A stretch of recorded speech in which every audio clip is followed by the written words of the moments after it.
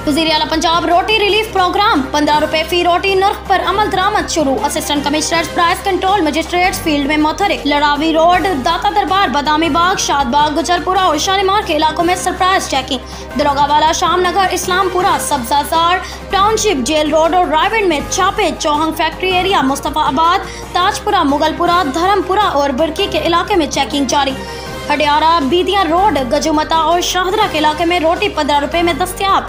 लाहौर रोटी 15 रुपए का नरखनामा। तंदूरों पर नुमाया जगह आवेजा करवाया जा रहा है।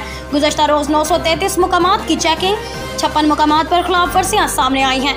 10 मुकदमात का इंदराज, 7 गिरफ्तारियां करवाई गई। रोटी की कीमतों में खिलाफ वर्जी पर 80,000 रुपए के जुर्माने आयद किए गए।